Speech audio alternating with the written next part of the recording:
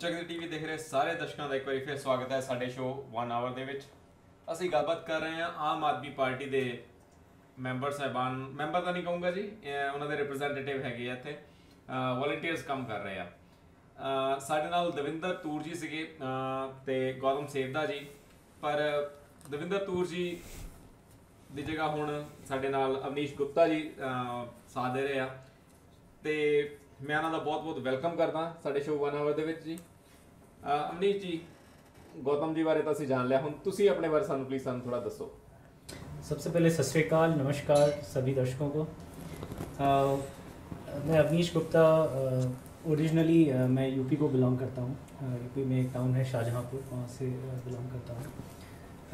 I did my engineering from UP itself and then I moved to Bangalore. I worked as a IT consultant in Bangalore and then I moved to Canada in 2008 and since then I'm into IT and then I started my own company here, Praise Technologies. We used to mobile apps and things like that. Anyways, तो मेरा ये background है और इसके अलावा मैं एक लेखक भी था, कवि था इसलिए कहूँगा क्योंकि अब काफ़ी हद तक छूट गया है क्योंकि इतनी व्यस्तता हो जाती है कि हम समय नहीं दे पाते हैं। तो मैंने पुस्तकें भी प्रकाशित हुई हैं दिल्ली से, जिसमें अधूरी मुस्कान और मुझे मंजिलों की तलाश है, इस तरह की पुस्तकें लिखी हैं मैंने 2005 और 2008 में। इसके अलावा मैंने मेरा एक NGO भी है इंडिया में, अक्षरधाम से, जहाँ पे करीब हम 200 बच्चों को मुफ्त एजुकेशन देते हैं। अलग अलग सेंटर्स हमने गांव में चलाए हैं। बिहार में, यूपी में हमारे काफ़ी सेंटर्स हैं जहाँ पे हम क्लासरूम प्रोग्राम चलाते हैं। बच्चों को स्टेशनरी, एजुकेशन, टीचर्स, क्लासरूम, सारी फैसिलिटीज़ फ्री ऑफ कास्ट हम देते हैं उनको। हमारा वॉलंटियर्स का एक नेटवर्क है इंडिया में और ग्राउंड रियलिटीज़ को बहुत अच्छे से समझते हैं। लिखा भी है मैंने ग्राउंड रियलिटीज़ के बारे में और महसूस भी किया, काम भी किया है, तो काफ़ी अच्छी समझ आ गई है। सो कवियां दे बारे बहुत चीज़ मशहूर है कि काफ़ी संवेदनशील होंदे आ, वो काफ़ी डेलीकेट माइंड होंदा है, हर एक छोटी वड्डी चीज़ नूं बड़ी बरीकी नाल नोट करते हैं और हर छोटी चीज़ भी उन्होंने दिल में बहुत चंगी तरह डुबती है। बहुत वधिया तुहाडा उद्यम है जी। अवनीश जी, आप नाल तुहाडा नाता किद्दां जुड़िया? मैं, गौतम जी और काफ़ी सारे लोग, हम लोग फाउंडिंग मेंबर्स में से हैं जिन्होंने यहाँ पे स्टार्ट किया इस चीज़ को, लोगों से कनेक्ट करना शुरू किया। शुरू में हम लोग 5-6 लोग ही थे जिन्होंने सोचा इस बारे में कि हम एक साथ आते हैं। उसके बाद फिर धीरे धीरे कहते हैं कि लोग आते गए और कारवां बनता गया, तो वैसा था जी। तो इस समय अच्छा चल रहा है। हम लोग हर दूसरे या तीसरे महीने में कन्वेंशन करवाते हैं या लोगों से रेडियो पे, टीवी पे हम उसका प्रचार भी करते हैं कि देख मिलते हैं लोगों से, उनको बताते हैं कि क्यों ये अच्छा है, कैसे अच्छा है। तो इसमें काफ़ी टाइम जाता है, जो कि हम दोनों ही लोग और बाकी भी जो वॉलंटियर्स हैं वो काफ़ी व्यस्त हैं अपने अपने फैमिली, प्रोफेशन के साथ में, लेकिन उसमें से हम टाइम निकाल कर ये काम करते हैं क्योंकि हमें लगता है कि ये देश के लिए अच्छा है और बहुत ज़रूरी है देश की सेहत के लिए। तो इंडिया भी कोई रिलेशन है तो आप दे नाल? इंडिया में हम जैसे इंटरव्यूज़ जो हो, यहाँ पे हम जो इवेंट्स करवाते हैं उनका इंटरव्यू जो होता है जो कैंडिडेट्स का, वो वहाँ से कनेक्ट करते हैं। कुछ कैंडिडेट्स हैं, योगेंद्र यादव जी, कुमार विश्वास जी और शेफाली मिश्रा जी, इनसे हम रेगुलर टच में रहते हैं।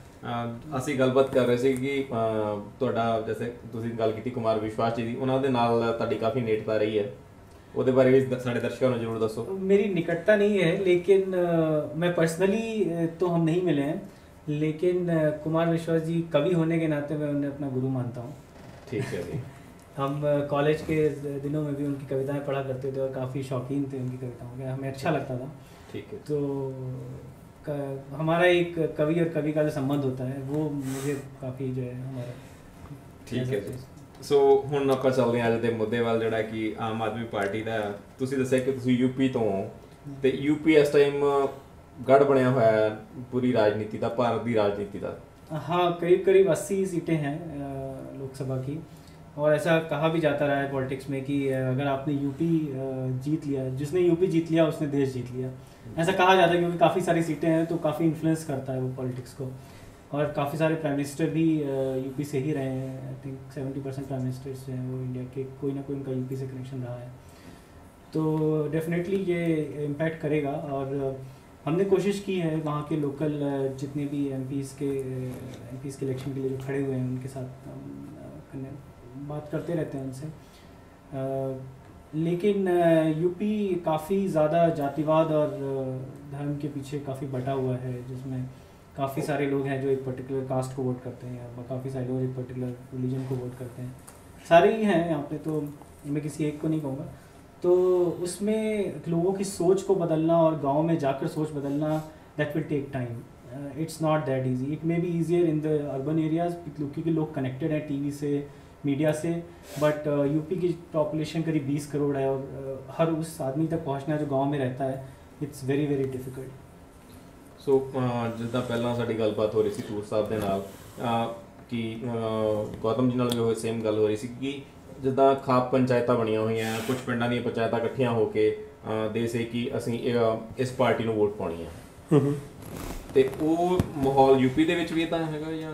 यूपी में है लेकिन उतना नहीं है, क्योंकि यूपी में मैं कहूँगा संगठन की थोड़ी कमी है।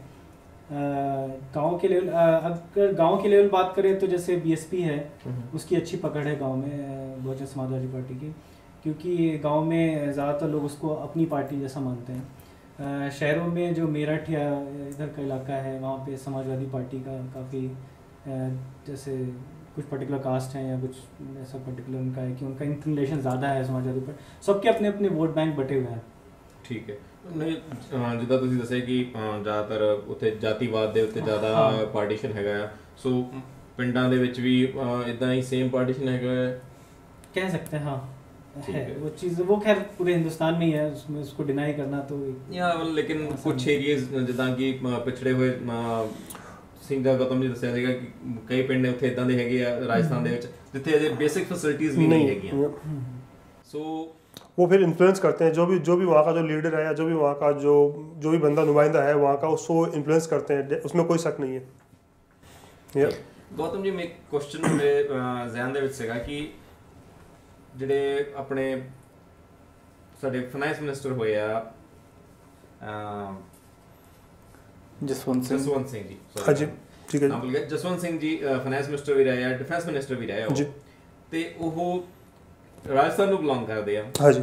ਤੇ ਬੀਜੇਪੀ ਦੇ ਬਹੁਤ ਸੀਨੀਅਰ ਨੇਤਾ ਰਹਿ ਚੁੱਕੇ ਆ। ਬਿਲਕੁਲ ਜੀ। ਇਸ ਟਾਈਮ ਦੇ ਉੱਤੇ ਆ ਕੇ ਕੁਝ ਇਦਾਂ ਦਾ ਕੀ ਹੋਇਆ ਹੈ ਕਿ ਉਹ ਬੀਜੇਪੀ ਨੂੰ ਛੱਡ ਕੇ ਤੇ ਇੱਧਰ ਆ ਗਏ ਆ ਤੇ ਕੁਝ ਆਜ਼ਾਦ ਉਮੀਦਵਾਰ ਦੇ ਤੌਰ ਤੇ ਉਹ ਉੱਥੇ ਚੋਣਾਂ ਲੜ ਰਹੇ ਆਪਣੇ, ਉਹਨਾਂ ਦੇ ਬਾੜਮੇਰ ਹੀ ਹੈ ਸ਼ਾਇਦ, ਬਾੜਮੇਰ ਸੇ। ਔਰ ਇਹ ਨਹੀਂ ਹੋਰ ਵੀ ਕਈ ਪਾਰਟੀਆਂ ਦੇ ਜਿਹੜੇ ਮੈਂਬਰ ਨੇ ਉਹ ਪਾर्टियां ਛੱਡ ਕੇ ਭੱਜ ਰਹੇ ਨੇ, ਇਹਦੇ ਕੀ रीज़न ਤੁਹਾਨੂੰ ਲੱਗਦੇ ਨੇ, ਇਹਦੇ ਕੀ ਹੋ ਸਕਦੇ ਨੇ?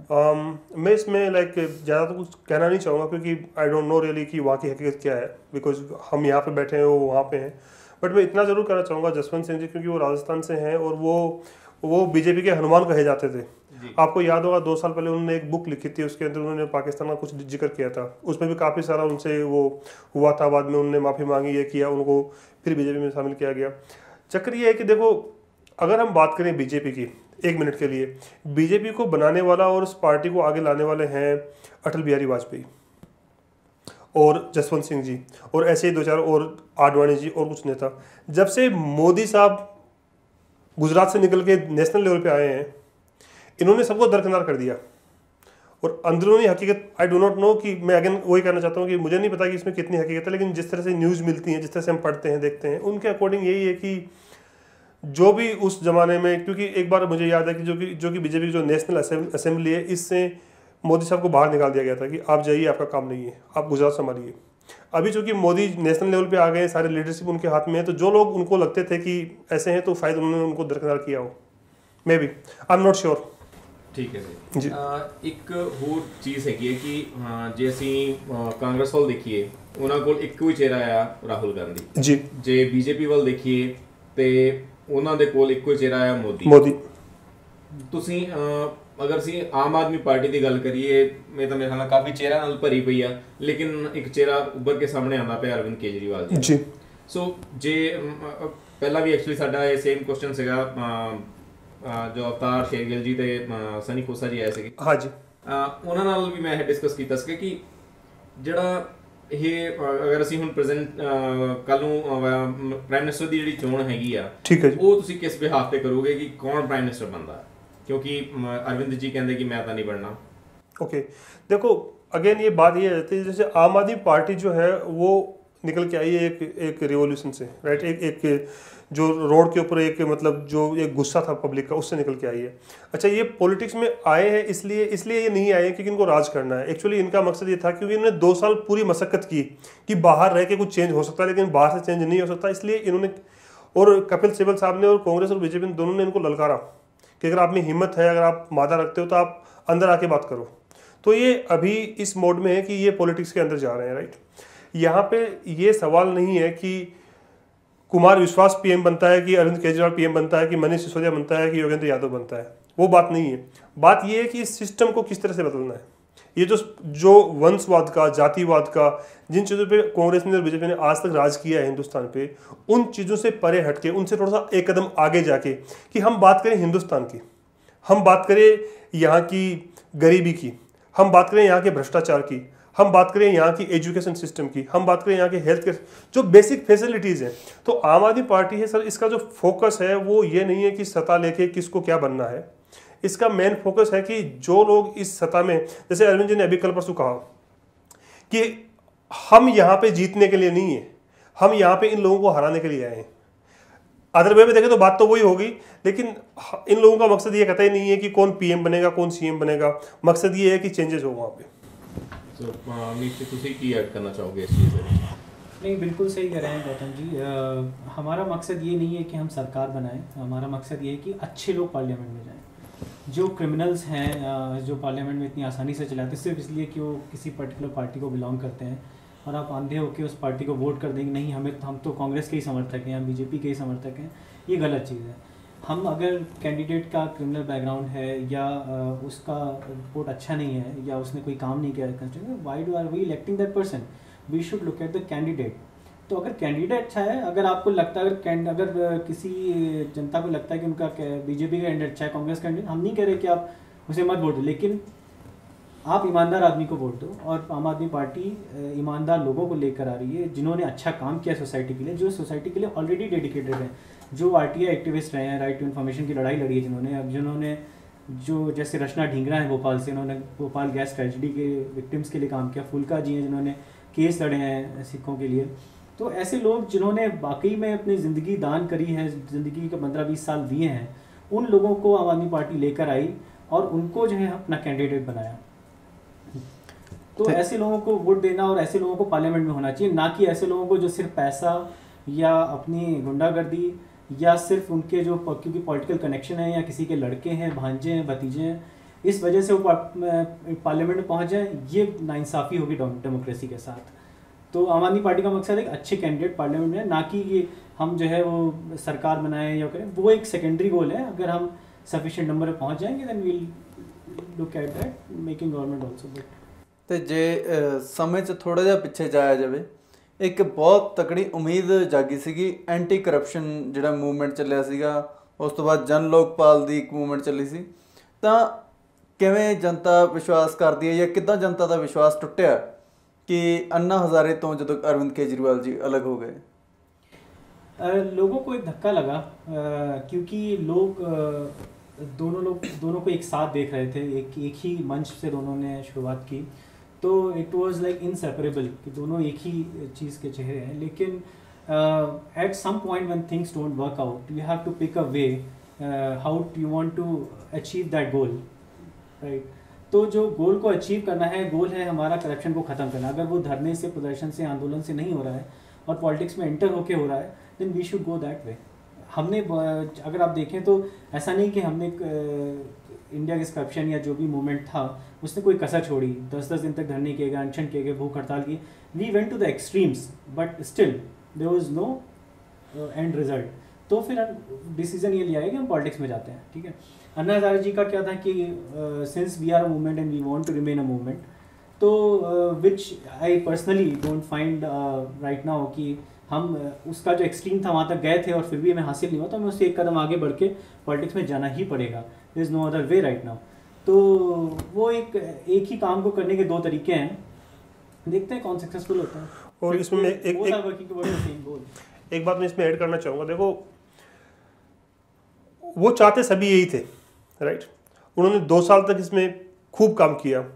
प्राइम मिनिस्टर जो हमारी पार्लियामेंट है वहाँ से आपको आश्वासन आ जाता है लिखित में, पीएम दे देता है कि लिख के जी हम इसमें अमेंडमेंट करेंगे, चेंजेस करेंगे, इस बिल को लेके आएंगे।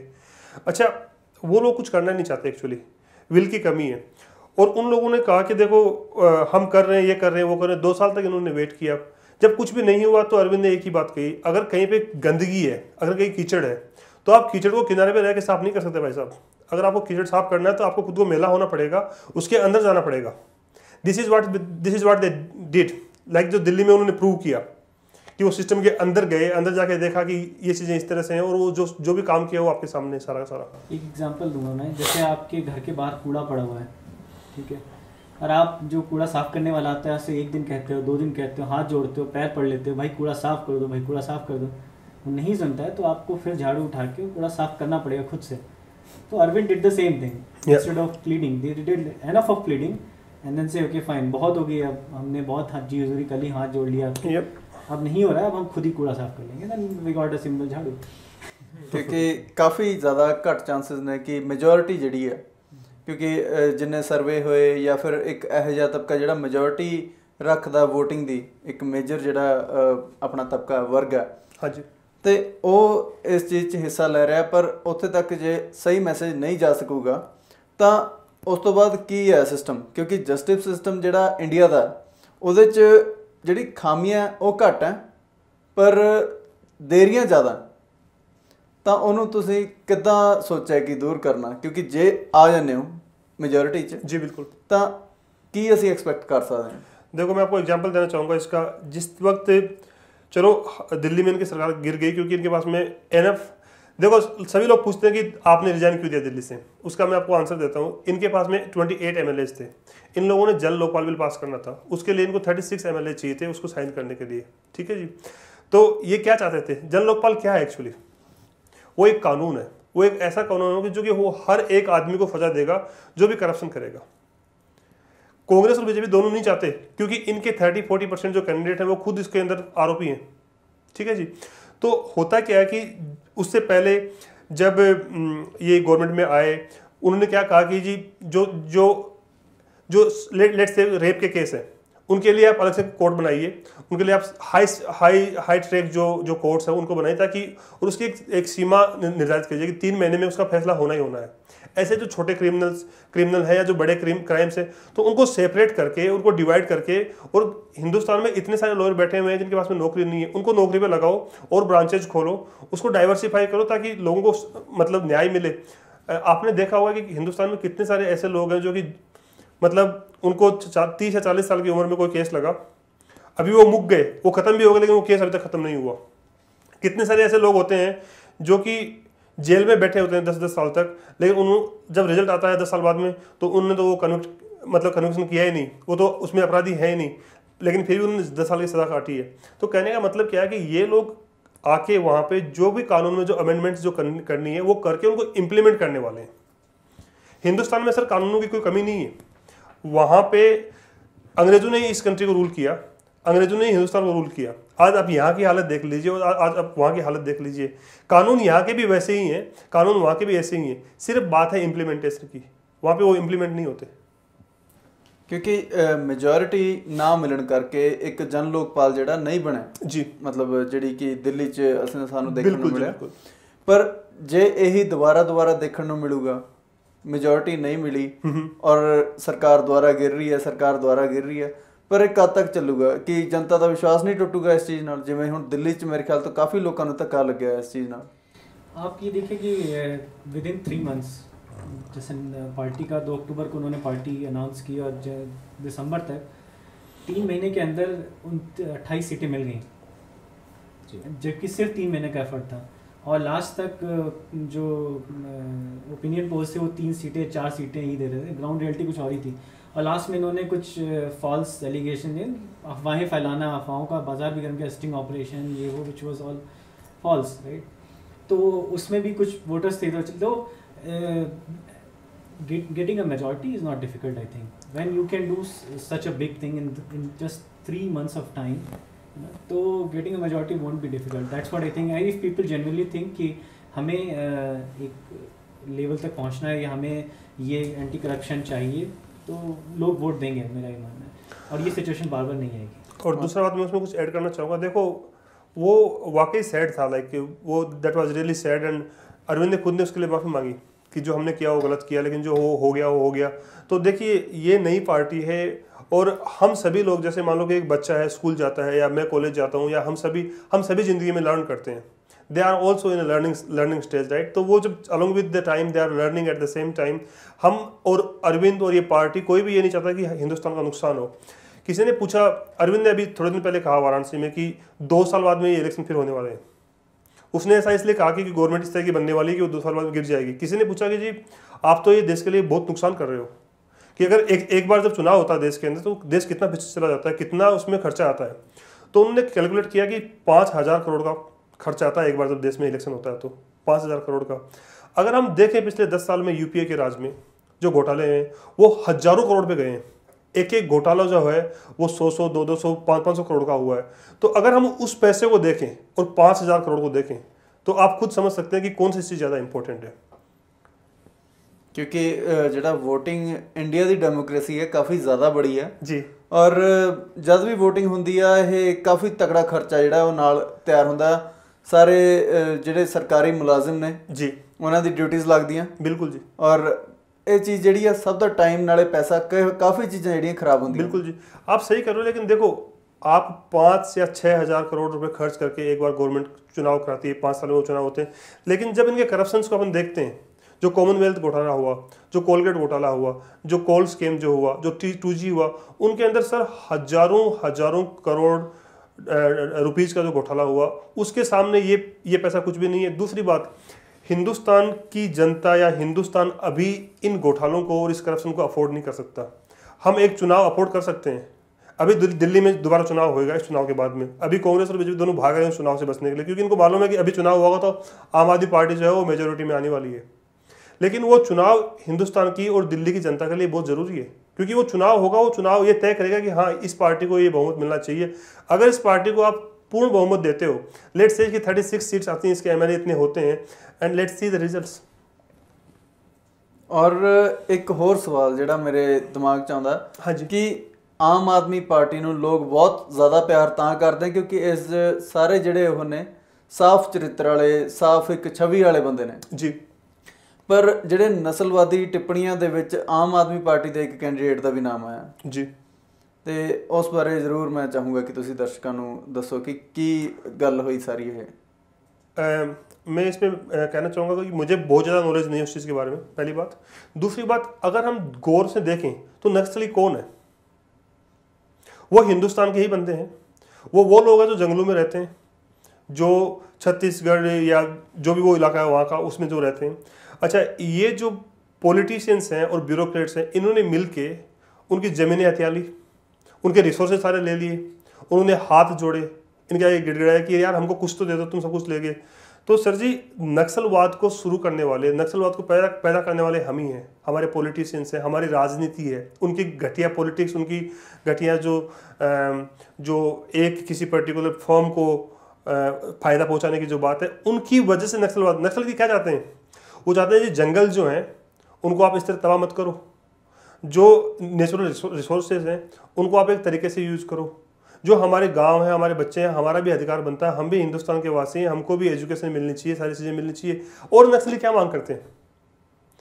कभी भी गवर्नमेंट ने उनके साथ में बैठ के बातचीत करने की कोई बात ही नहीं की।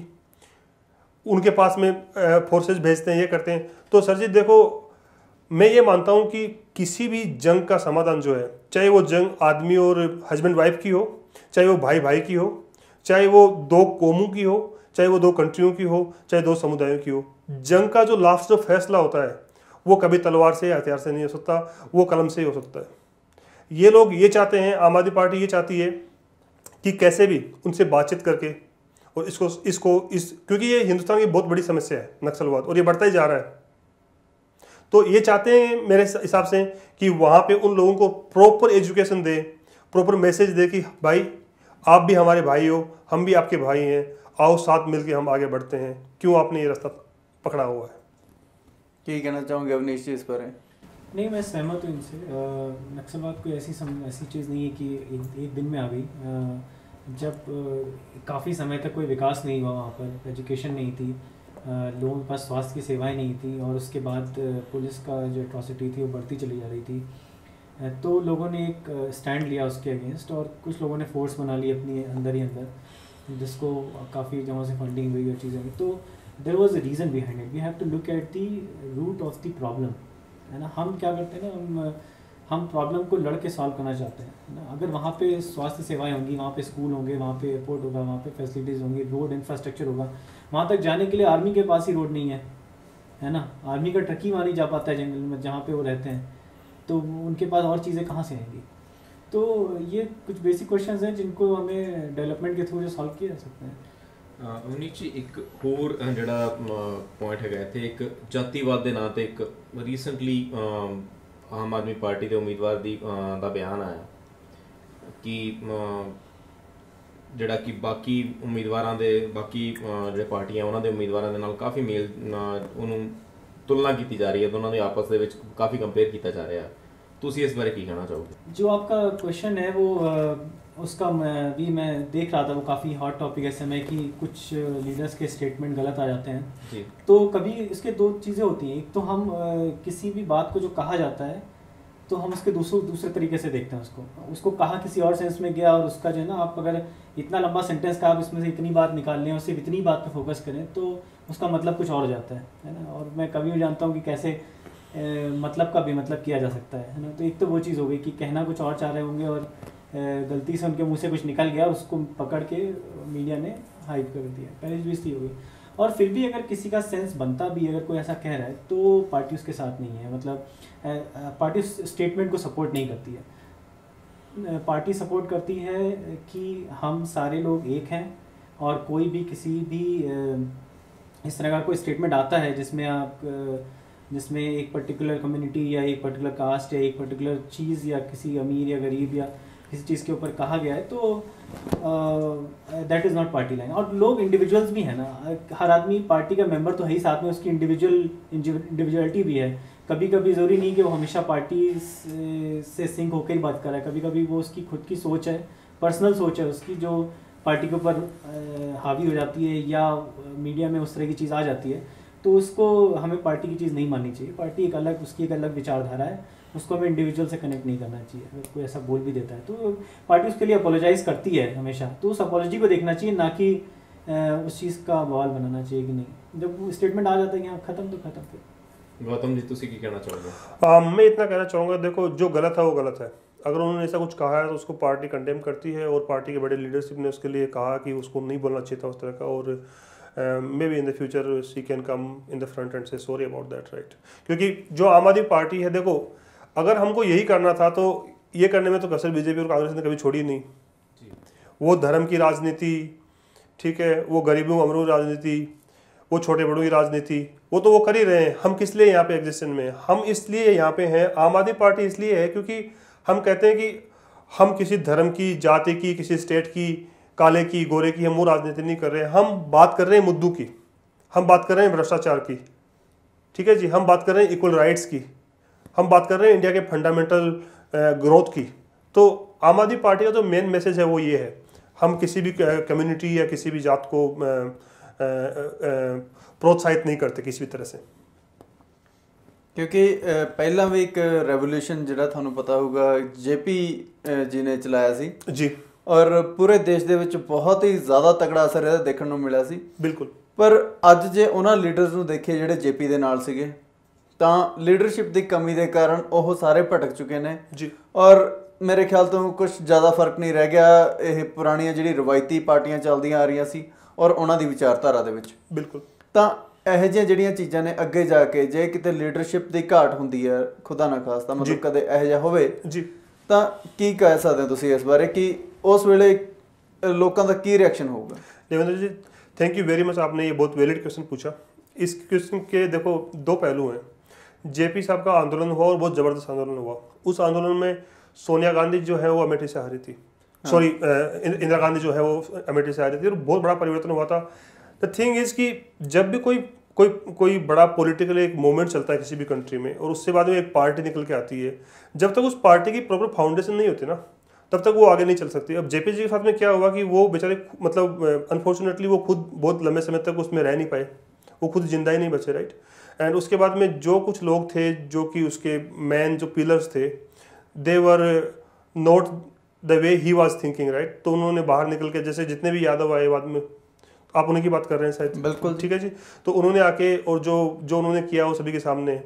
तो आम आदमी पार्टी की जो मैं बात करना चाहूँगा अभी, उसमें इम्पोर्टेंट चीज़ ये है कि वहाँ पे एक अंदर का लोकपाल है, उसकी एक अंदर की समिति है पूरी, अंदर का इसका पूरा एक स्ट्रक्चर है कि कोई भी बंदा उसके अंदर आता है तो वो रहता है तो वो किस तरह से काम करता है। जिस तरह की आपको पता होगा जब दिल्ली में इलेक्शन हुआ, दिल्ली के जो कानून मंत्री थे उनके साथ में वो जो बातचीत हुई, जो खिड़की एक्सटेंशन में गए रात को, वो पुलिस वाले को कहा कि आप यहाँ पे रेड मारो, तो उस बात पे पार्टी ने पूरा इन्वेस्टिगेट किया कि ये आदमी सही है या गलत है। सारा इन्वेस्टिगेट करके पार्टी की कोर कमेटी ने डिसाइड किया कि नहीं, इन्होंने कुछ भी गलत नहीं किया। अगर देखा जाए तो ये आधी रात को इनको बुलाया गया, वहाँ पे ये गए सीन पे जाके इन्होंने पूरी इतनी वो की। तो मैं क्या कहना चाह रहा हूँ कि आम आदमी पार्टी जो है उसमें एक स्ट्रक्चर है। कोई भी बड़ी, जो भी, मैं नहीं कहूँगा पॉलिटिकल पार्टी, कोई भी बड़ी ऑर्गेनाइजेशन एक स्ट्रक्चर पे बनती है और उसी पे वो चलती है आगे। तो इनके पास में एक स्ट्रक्चर है बहुत सॉलिड। दूसरी बात, हम बात करते हैं लोकपाल की, लोकायुक्त की, तो आम आदमी पार्टी के पास में एक इंटरनल लोकपाल है, ऑलरेडी है उनके पास में वो कानून, जो कि पावर उनके जो अंदर के जो मेंबर्स हैं उनके पास में है। तो वो किसी भी, चाहे वो कोई एमपी बन गया या एमएलए बन गया या कुछ भी बन गया, उनके पास में वो पावर है कि वो उस बंदे को पार्टी से बर्खास्त कर सकते हैं। So this is the strength of आम आदमी पार्टी। ठीक, क्योंकि ਜਦੋਂ ਇਹ ਚੀਜ਼ਾਂ ਉਹਦੇ ਪਾर्टी ਦੇ ਵਿੱਚ ਆਉਣ ਲੱਗ ਜਾਣ, ਫਿਰ ਉਸ ਤੋਂ ਬਾਅਦ कोई फर्क नहीं रह जाता। जो बाहर की, जैसे आपने देखा होगा दूसरा एग्जाम्पल बिन्नी का, हाँ, जो कि दिल्ली में थे, जब उन्होंने बगावत शुरू की, जब उन्होंने बीजेपी के बोलने शुरू किए, तो पार्टी ने तुरंत उसको दरकिनार कर दिया कि ओके वो हमारा एमएलए था लेकिन वो अभी नहीं है, और कानून इस तरह का है कि वो दोबारा आम आदमी पार्टी को कभी ज्वाइन नहीं कर सकता। तो मैं कहना ये चाह रहा हूँ कि देखो, ये जो लोग हैं ये हाईली एजुकेटेड हैं, और जैसे कि हम पहले ही बात कर रहे थे कि ये ऐसे लोग हैं जिन्होंने हिंदुस्तान के लिए कुछ ना कुछ किया है, अपनी ज़िंदगी को बलिदान किया है, ठीक है जी। और वो चाहते हैं कि इस मोमेंटम, क्योंकि अरविंद ने उस वक्त एक बात कही थी कि आज इन सब पार्टियों की वजह से हमको आम आदमी पार्टी बनानी पड़ रही है। और दोस्तों, इस चीज़ का घमंड नहीं करना, गुरूर नहीं करना, कोई गलत काम नहीं करना कि कभी आज से 20-30 साल बाद में कोई दूसरा बंदा एक दूसरी पार्टी बनाए। हम इसलिए आए हैं कि हम एक हिंदुस्तान को एक स्टेबिलिटी दें, इसको एक ग्रोथ दें, इसको एक वो विजन दें। तो आम आदमी पार्टी जो है वो हिंदुस्तान के लिए एक राजनीतिक पार्टी नहीं है सर, ये एक उम्मीद की किरण है जिसे हम सबको मिलके और सलामत रखना है। अवनीश जी, ਤੁਸੀਂ ਕੀ ਕਹਿਣਾ ਚਾਹੋਗੇ, क्योंकि यूपी ਤਾਂ गढ़ रहा है उस मूवमेंट का। हाँ नहीं, आप बिल्कुल सही बात की इन्होंने। अगर आप पॉलिटिक्स सिद्धांतों पे करते हैं तो ठीक है, लेकिन अगर आप पॉलिटिक्स पैसे के लिए करते हैं, धन के लिए करते हैं, जाति के लिए करते हैं, नेम के लिए, फेम के लिए करते हैं, देन इट्स नॉट करेक्ट। तो पार्टी ने जो भी कैंडिडेट्स इन्होंने इकट्ठा जो अपना बेस बनाया है, वो ऐसे लोगों का बनाया है जिन्होंने ऑलरेडी अपने आप को सोशल सेक्टर में प्रूव किया है। तो मुझे पूरी उम्मीद है कि चूँकि बेस स्ट्रांग है, तो आगे चल के अगर एक आध लोग ऐसे आ भी जाते हैं तो उनको स्क्रूटनाइज करके और बाहर निकालना आसान होगा, क्योंकि हमारा जो मेजॉरिटी है वो ऐसे लोग हैं जो देश के लिए कुछ किया जिन्होंने, ना कि ऐसे लोग जो किसी के भाई हैं, भतीजे हैं या पैसे वाले हैं, उनके बाद 25 करोड़ रुपए इसलिए वो इलेक्शन को फंड करके और आगे बढ़ सकते हैं या पार्टी को चंदा दे सकते हैं। तो इस तरह की जो सोच नहीं है, तो जो कि फंडामेंटल्स स्ट्रांग है, तो इट्स वेरी अनलाइकली कि ऐसा कुछ होगा। मेरे ख्याल तो ਜਿਹੜਾ नाम है राजनीति, यही गलत है कि नीतियां चलाओ राज करने वास्ते। बिल्कुल जी, बिल्कुल। और ਇਹਦਾ होना चाहिए। हाँ जी। और देखो ना, अगर हम बात करें, अगर हम महात्मा गांधी की बात करो, चंद्रशेखर आज़ाद की बात करो, भगत सिंह, राजदेव, सुखदेव, उन लोगों की बात करो, उन लोगों ने क्यों अपनी जानें दी, क्यों उन लोगों ने पूरी ज़िंदगी संघर्ष किया। उन लोगों ने एक सपना देखा था कि यार ये गोरे यहाँ से जाएं, हम एक चैन की नींद लें, हमारे बच्चे यहाँ पे पले फूलें। एक आम आदमी चाहता क्या है यार, मुझे ये नहीं समझ आती। मुझे कभी कभी देख के बड़ा मतलब ऐसे होता है कि यार ये जो जितने पॉलिटिशियंस हैं इंडिया के अंदर, ये सारे ही हज़ारों करोड़ों में खेलते हैं। इनके पास में किसी चीज़ की कोई कमी नहीं है, ईश्वर ने इनको इतना दिया है कि सब कुछ इनके पास में है, लेकिन सर लालच इनके पास में, और लालच का कोई अंत नहीं होता यार। एक आम आदमी जो है उसको क्या चाहिए, अगर एक अच्छा सिस्टम है वो अपना काम करें और अपने घर में अपने बच्चों से आराम से ज़िंदगी बसर करें, और क्या चाहिए उनको। अगर उतना सा भी हो जाता है हिंदुस्तान में एक आम आदमी के लिए, that will be a great thing. But आज के जो हालात हैं, मैं थोड़े दिन पहले जाके विजिट करके आया इंडिया को। भगत सिंह साहब ने एक बात लिखी थी उस ज़माने में, और उन्होंने शायद ये सोच के ही लिखी होगी क्योंकि उन्होंने वो सिस्टम को देखा था, क्योंकि उस ज़माने में भी सिस्टम ऐसा ही था। क्योंकि जो हमारे जो हिंदुस्तान के जो लोग हैं उनकी जो परंपरा रही है ये पैसा देने की, किसी से कहलवा के काम करने की, ये परंपरा रही है, और उनको इस बात की भनक लग गई थी। तभी उस उम्र में उन्होंने लिखा कि अगर हिंदुस्तान इन टर्म्स पे आज़ाद होता है जिस तरह से आज चल रहा है, तो बोलता है कि ऐसी आज़ादी का कोई फ़र्क नहीं पड़ेगा, ये गोरे अंग्रेज चले जाएंगे, ये काले अंग्रेज चले आ जाएंगे। और देखिए उस आदमी का विजन, वो 23 साल के बच्चे थे, लाइक लड़का था वो, राइट, और उनका विजन देखिए, वो सारी बातें सही हो रही हैं। उन्होंने कहा कि अमीर जो है वो ऐसे सिस्टम में अमीर होता चला जाएगा, और जो गरीब है वो गरीब होता चला जाएगा, and this is what happened. मैं आपको एग्जांपल दूंगा। मेरा जो मैंने बोला कि मेरा एनजीओ चलता है अक्षर, तो मैं अभी गया था दिसंबर में वहाँ पे। तो हम लोग शाहजहाँपुर, मेरा सिटी है, उसके आसपास हम गांव में जाके सेंटर्स देख रहे थे कि कहाँ कहाँ पे हम बच्चों को पढ़ा सकते हैं। तो मैं गांव में गया वहाँ पे, तो वहाँ पे 600 की आबादी थी उस गांव की, और उस गांव में 3 साल से लाइट नहीं आई थी। 3 साल पहले वहाँ का ट्रांसफार्मर फूका था और आज तक ठीक नहीं हुआ। जो 2-4 घरों में लाइट थी वो सोलर पैनल लगवा दिए थे गए थे, तो उन 4-5 घरों में लाइट आती थी, बाकी किसी घर में लाइट नहीं आती थी। मतलब इतनी बुरी हालत है। स्कूल के नाम पर मैं खुद देखता हूँ, मतलब जहाँ जहाँ हम सेंटर चलाते हैं उसके अलावा भी मैं गाँव में गया हूँ, हालत ये है कि स्कूल बिल्कुल डिसफंक्शनल है। 80% स्कूल डिसफंक्शनल है। मतलब स्कूल हैं, सर्व शिक्षा अभियान के स्कूल खुले हुए हैं, बच्चे आते हैं, सिर्फ अपना दाल रोटी, वही पानी जैसी दाल होती है, उससे खा के अपना चले जाते हैं। पढ़ाई के लिए स्कूल में टीचर नहीं आता है, 5 टीचर अलॉटेड हैं, एक आता है, अटेंडेंस लगाता है, चला जाता है। मतलब it's a total complete collapse of the system. आप बताइए कि ऐसी जगहों पे, मतलब हम शहर की बात नहीं कर रहे, शहर में आप लखनऊ में चले जाइए, कानपुर में चले जाइए, you will find very world class school, अच्छे स्कूल मिलेंगे आपको लगेगा ही नहीं यहाँ कोई प्रॉब्लम है ना, अनलेस कि कोई लाइट वाइट या कुछ ऐसा है। लेकिन as long as you move 20 kilometres out of the city, 20 kilometre आप आगे, 10 किलोमीटर आगे चले जाइए, आपको यही हालत दिखेगा। लोगों के पास खाने को नहीं है, रहने को नहीं है, इलेक्ट्रिसिटी आती नहीं है, दिन में 4 घंटा आ रही है, कहीं 5 घंटा आ रही है। And it's not just UP, मैं तो एक एग्जांपल दे रहा हूँ, मैं और एमपी में चले जाइए, राजस्थान, आप जैसे ही आप गाँव में जाएंगे ना, आपको यही हालत मिलेगी। तो एंड तो ये चीज़ें बहुत कॉमन फैक्टर, तो ये हालत है हमारे देश की, और हम अभी भी अपने आप को कहते हैं कि सुपर पावर मानते हैं। I don't think we are some there are lot of places we are worse than Africa. और ਮੰਦਭਾਗੀ ਗੱਲ ਇਹ ਹੈ ਕਿ ਇਹ ਸਾਡਾ ਮੇਜਰ ਵੋਟ ਬੈਂਕ ਹੈ, और ये मेजर वोट बैंक है ਜਿਹਦੇ ਨਾਲ ਇੰਨਾ ਜ਼ਿਆਦਾ ਅਨਿਆਏ ਹੁੰਦਾ। ਔਰ ਨੇਤਾਵਾਂ ਤੋਂ ਲੈ ਕੇ ਕੁਝ ਐਨਜੀਓ ਵੀ ਇਹੋ ਜਿਹੇ ਨੇ ਕਿ ਸਿਰਫ ਫੰਡਸ ਵਾਸਤੇ ਜਿਹੜਾ ਇਹ ਕੰਮ, ਤਾਂ ਹੀ ਸਾਰੇ ਲੋਕਾਂ ਦਾ ਜਿਹੜਾ ਵਿਸ਼ਵਾਸ ਹੈ ਹੌਲੀ ਹੌਲੀ ਹਰ ਇੱਕ ਚੀਜ਼ ਤੋਂ ਉੱਠਦਾ ਜਾ ਰਿਹਾ ਹੈ। बिल्कुल जी, सही कह रहे हैं आप, बिल्कुल सही कह रहे हैं। यहाँ पे जबकि मैं देखता हूँ काफ़ी सारे लोग पॉलिटिशियंस हैं, उन्होंने अपना संस्थान खोले हुए हैं सिर्फ इसलिए ताकि वो ब्लैक मनी को वाइट कर सकें। मतलब ये हालत है। मतलब जिस चीज़ को आपको यूज़ करना चाहिए था, जिसका काम था लोगों की सेवा करना, या राजनीति का काम था सेवा करना, या एनजीओ काम था सेवा करना, वो सिर्फ पैसा बनाने में लगे। तो this is the kind of work which is happening, and it is because क्योंकि हम जैसे जो पढ़े लिखे या जो लोग हैं जो ऐसा सोचते हैं कि जिसको सिस्टम को ठीक करना चाहिए, वो they step back and they are happy with their own family comfort life, जो कहते हैं ना कि लाइफ का जो कंफर्ट है, अपनी कंफर्ट जोन है, उसमें चुपचाप पड़े रहना पसंद करते हैं। वो नहीं चाहते कि वो गांव में जाके देखें। And the purpose I started my NGO was the same, कि मैं देखा कि I used to write, I quit writing just because कि मुझे लगा कि I should step ahead, now I should take some action. इसलिए मैंने वो स्टार्ट किया और I went to the villages and हमने स्टार्ट किया उसको एक टीम के साथ। तो because the NGOs which were existing, they were all ruled like run by the politicians and all that. There were no intellectuals who were running them at that particular area. वो सिर्फ नाम के लिए चल रहे थे। तो people like us, we have to stand up and take action. Avneesh ਜੀ, ਬਹੁਤ ਖੁਸ਼ੀ ਹੋਈ ਤੁਹਾਡੀ ਇਹ ਗੱਲ ਸੁਣ ਕੇ, ਕਿਉਂਕਿ ਦੁੱਖ ਹੁੰਦਾ ਕਿ ਇਹੋ ਜਿਹੇ ਹਾਲਾਤਾਂ ਤੋਂ ਭੱਜਦੇ ਹੋਏ ਅਸੀਂ ਇੱਥੇ ਆਉਨੇ। बिल्कुल जी। ਸੋ ਇੱਕ ਕੁਐਸਚਨ ਹੋਰ ਜਿਹੜਾ ਸਾਡੇ ਦਿਮਾਗ 'ਚ ਆਉਂਦਾ ਹੈ ਕਿ ਆਮ ਆਦਮੀ ਪਾਰਟੀ ਜਿਹੜੇ ਵੈਲ ਐਸਟੈਬਲਿਸ਼ਡ ਸਾਡੇ ਪੋਲੀਟੀਸ਼ੀਅਨਸ ਆ ਜੀ, they are in politics from so long, 60 ਸਾਲ ਤੋਂ ਹੋ ਗਿਆ ਇੰਡੀਆ ਆਜ਼ਾਦ ਹੋਏ ਨੂੰ, ਉਦੋਂ ਤੋਂ ਲੈ ਕੇ ਹੁਣ ਤੱਕ ਭਾਰਤ ਤੇ ਰਾਜ ਕਰਦੇ ਆ ਰਹੇ ਆ। ਠੀਕ ਹੈ ਜੀ। ਤੇ ਹੁਣ ਆ ਕੇ ਜਿਹੜਾ ਉਹ ਆਮ ਆਦਮੀ ਪਾਰਟੀ ਇੱਕਦਮ ਖੜੀ ਹੋ ਗਈ ਆ, ठीक है जी। ਕਿੱਦਾਂ ਦੀਆਂ ਪ੍ਰੋਬਲਮਸ ਜਿਹੜੀਆਂ ਆ ਉਹ ਆਮ ਆਦਮੀ ਪਾਰਟੀ ਨੂੰ ਆ ਰਹੀਆਂ? सर जी हर तरह की प्रॉब्लम उनको आ रही है।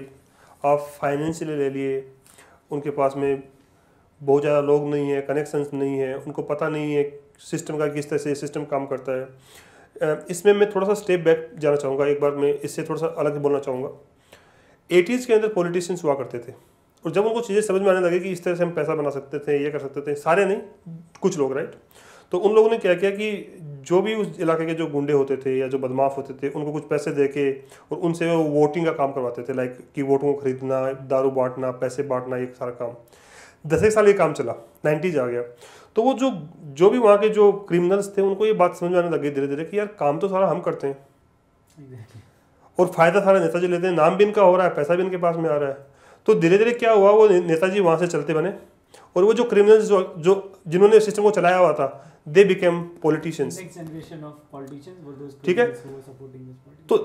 तो अभी मैं थोड़े दिन पहले आमिर खान का एक प्रोग्राम देख रहा था, सत्यमेव जयते, उसके अंदर उन्होंने दिखाया कि जो एग्जिस्टिंग जो MPs हैं उनमें 30% जो है वो क्रिमिनल्स हैं, और वो ऐसे क्रिमिनल्स नहीं है कि छोटे मोटे उन पर चार्जेस लग गए, they are really like solid. Rape के केस हैं उनके खिलाफ में, हत्या के केस हैं, हत्या की कोशिश के केस हैं, लूट मार के केस हैं। तो मैं क्या कहना चाह रहा हूँ कि वो आम आदमी पार्टी के जो कैंडिडेट्स हैं वो ऐसे लोगों से मुकाबला कर रहे हैं जो कि उस इलाके में बहुत ज़्यादा अपना इन्फ्लुएंस रखते हैं, चाहे वो पावर का हो, चाहे वो पैसे का हो। ठीक है जी। और दूसरा, उनके पास में इतना तजुर्बा है, जैसे आपने कहा कि वो 60s से लड़ते आ रहे हैं, तो उनको पता है कि कौन से आदमी की वो बीमारी की नब्ज कौन सी है, कौन से नब्ज को मैं दबाऊंगा तो कौन सा बंदा किस तरह से काम करेगा। उनको मालूम है कौन से गांव के अंदर किस बंदे को पकड़ के उससे 100 वोट लेने हैं, लेकिन इनको मालूम नहीं है।